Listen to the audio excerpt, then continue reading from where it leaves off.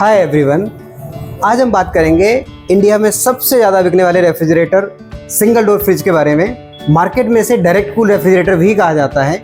सबसे पहले मैं आपको बताना चाहूँगा कि सिंगल डोर रेफ्रिजरेटर को डायरेक्ट कूल रेफ्रिजरेटर क्यों कहा जाता है। क्योंकि ये सिंगल डोर रेफ्रिजरेटर है और ये कॉम्पैक्ट साइज़ के साथ में आता है और इसका जो कूलिंग टेक्नोलॉजी है वो डायरेक्ट कूल है। क्योंकि यहाँ पे पीछे की साइड यहाँ पे कंप्रेसर लगा होता है और वहाँ से सीधा कूलिंग जाता है फ्रीजर को। क्योंकि फ्रीजर यहाँ पे ओपन होता है तो यहाँ पे कूलिंग बाय डिफ़ॉल्ट डिस्ट्रीब्यूट होती है, जिसे आप शावर कूलिंग कह सकते हैं या डायरेक्ट कूलिंग भी कह सकते हैं। अगर वोल्टाज वेको के रेफ्रिजरेटर की बात करी जाए तो यहाँ पे बड़े साइज़ का फ्रीजर देखने को मिलता है।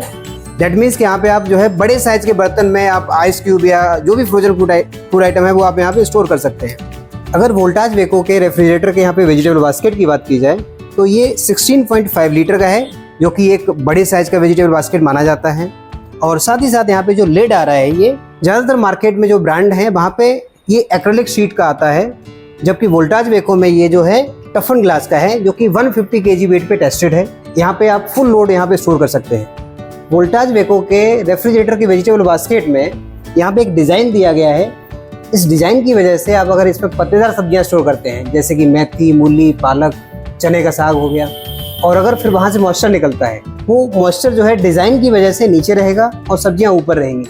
इससे सब्जियाँ मॉइस्चर की वजह से ख़राब नहीं होंगी और ज़्यादा टाइम तक फ्रेश रहेंगी। चलिए अब बात करते हैं रेफ्रिजरेटर का जो सबसे इम्पॉर्टेंट पार्ट होता है, वो है रेफ्रिजरेटर का जो कूलिंग रिटेंशन है वो कितना लंबा होता है। तो मैं आपको बताना चाहूँगा, किसी भी रेफ्रिजरेटर का जो कूलिंग रिटेंशन है वो हमेशा डिपेंड करता है उस रेफ्रिजरेटर का इंसुलेशन या जो पफिंग जो है वो कितना है।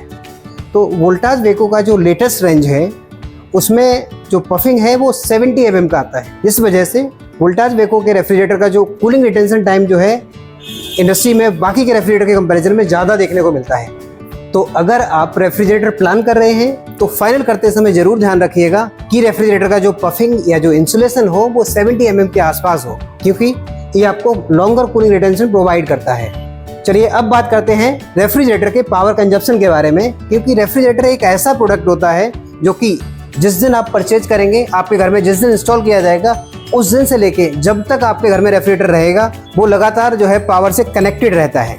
तो पावर कंजप्शन जो है अगेन बहुत ही एक इम्पॉर्टेंट पार्ट बन जाता है। एक बार देखते हैं कि इस फ्रिज का पावर कंजप्शन कितना है। तो ये जो फ्रिज है ये 200 लीटर का है और इसका जो पावर कंजप्शन है 131 यूनिट है। मतलब साफ है कि ये जो फ्रिज है एक साल में 131 यूनिट कंज्यूम करने वाला है। इसका मतलब साफ है कि 3 दिन में 1 यूनिट कंज्यूम करेगा। चलिए अब बात करते हैं रेफ्रिजरेटर की वारंटी के बारे में।